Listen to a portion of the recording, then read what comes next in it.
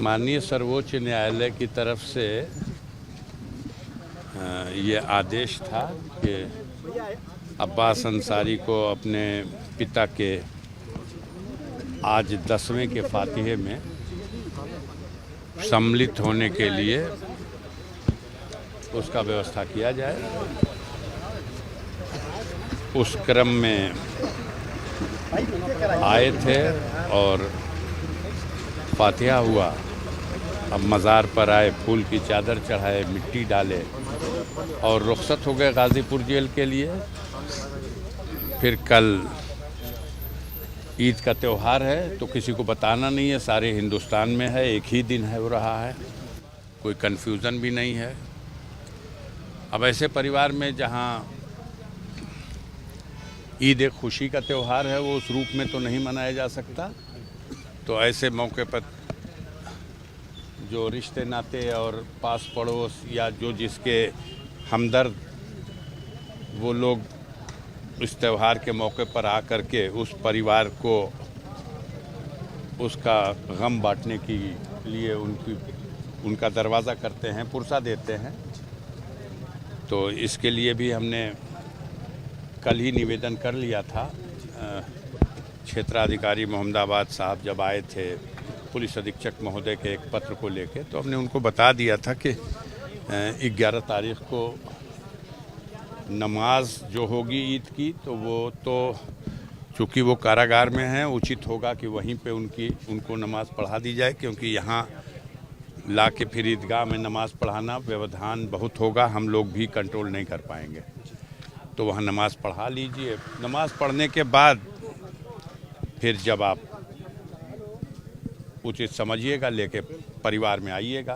कल साल भर का वो त्यौहार है और पहली ऐसी ईद है जब मुख्तार अंसारी दुनिया में नहीं है, तो उस परिवार में उस गम के माहौल में जो लोग आएंगे, शिरकत करेंगे, उनके लिए पुरसा देंगे, उस कार्यक्रम में शामिल होंगे।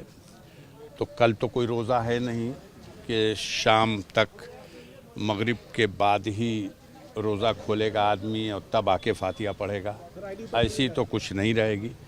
और दिन ही दिन में और परसों उनको दफन हुए 13 दिन पूरा हो जा रहा है। 30 तारीख को मुख्तार को कब्र में दफन किया गया था, तो 13वें दिन उनकी मग़फ़िरत के लिए दुआएं ख़ास होती है, उसमें भी वो शिरकत करेंगे। और रात का वक्त तो जेल में ही, जैसा कि माननीय सर्वोच्च न्यायालय ने कहा है। हम लोग कोशिश में हैं कि जो माननीय सर्वोच्च न्यायालय का आदेश हुआ है और हमारे वकील ने अपनी पूरी बात रख दी है और राज्य सरकार की ओर से जो उनके वकील हैं उन्होंने भी अपनी पूरी बात कर दी है, और माननीय सर्वोच्च न्यायालय ने जो आदेश दिया है उस आदेश के क्रम में इन 3 दिनों के लिए अब्बास को अपने परिजनों से मिलने का, पहले दिन तो फातिहे में सम्मिलित होने का, बाकी दोनों दिनों में एक दिन ईद की तकरीब और तीजे की जो 13वें दिन का तीजा है उसकी तकरीब, उसमें उनको शिरकत करने के लिए। और माननीय सर्वोच्च न्यायालय के आदेश को अगर किसी तरह से तोड़ने मरोड़ने, समझने समझाने में कुछ तो अधिकारीगण खुद कुछ समझ लेते हैं, कुछ आप लोग समझा देते हैं। जितना अच्छा वकील नहीं समझेगा कोर्ट का आर्डर, उतना अच्छा तो कई पत्रकार बंधु ही समझ ले रहे हैं। तो उसको समझाइएगा। हम लोग कोशिश करेंगे कि अपनी तरफ से कोई शिकायत का मौका न दिया जाए और माननीय सर्वोच्च न्यायालय ने जो आदेश किया है उसका अक्षरशः पालन किया जाए। और यदि उसको ट्विस्ट करने, तोड़ने मरोड़ने और किसी और तरह से घुमाने की कोशिश की गई तो हम आपसे क्या कहें, हमें जो कहना होगा हम सर्वोच्च न्यायालय में कहेंगे। आपने कहा था कि अब्बास अंसारी कोशिश करेंगे कि जमानत पर रिहा हो जाए जल्दी। मैं आज भी कह रहा हूँ, आपको तारीख नहीं बताऊंगा कि आप पहले ही से वहाँ खड़े हो जाइए जाके कि होने न पाए ज़मानत, लेकिन उम्मीद करता हूँ इसी अप्रैल में ही। कोई मुकदमा नहीं है, एक मुकदमा है गाज़ीपुर से एक सज्जन ने पहले कभी उन्होंने हमसे हमारी ज़मीन या हमारी प्रॉपर्टी हमें दबाव में लेकर के लिखवा लिया था। तो उसमें बाकी अक्यूज़ की बेल हो गई है, उनकी भी बेल हाई कोर्ट में पेंडिंग है। हम उम्मीद करते हैं हो जाएगी, कानून है ना। दूसरा वो है जिसमें उनकी पत्नी मिलने गई थी तो बताया गया मुकदमा कायम करके कि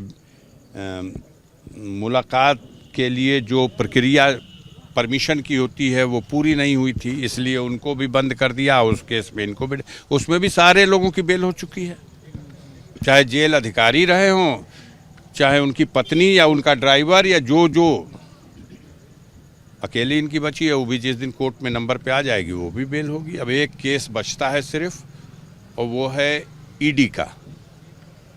तो माननीय सर्वोच्च न्यायालय ने ईडी के तौर तरीक़ों को कि बहुत लंबी अवधि तक किसी को आप जेल में नहीं रख सकते, उसके लिए आपको उस अपनी न्यायिक प्रक्रिया को पूरा करना चाहिए।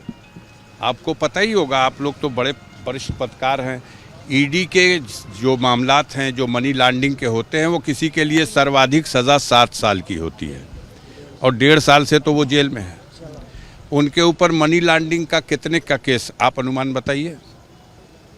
200-400, 700, 1000, 2000, 5000 करोड़ का नहीं है, 4 करोड़ रुपए का है। और अभी 4 दिन पहले संजय सिंह को, पूरा स्कैम तो कई 100 करोड़ का है, लेकिन संजय सिंह के जिम्मे ईडी ने कहा कि 2 करोड़ का कम से कम मुनाफा इनके खाते से में गया है। और 2 करोड़ वाले पे जब सुप्रीम कोर्ट रहम कर सकता है तो 4 लाख वाले पे भी कुछ उम्मीद रखते हैं हम कि उसमें भी बेल, इसीलिए कह रहा हूँ बेल करा लूँगा परमानेंट। जी सर, एक आखिरी सवाल आपने कहा था जल्दी जमानत होगी, लेकिन सरकार बराबर दलील दे रही है इस तरह की कि अगर वो बाहर आएंगे तो गवाहों पर दबाव बन सकता है। अरे मेरे सरकार दबाव देती रहे, कानून नहीं कहता। कानून कहता है किसी को आप अंदर नहीं रख सकते।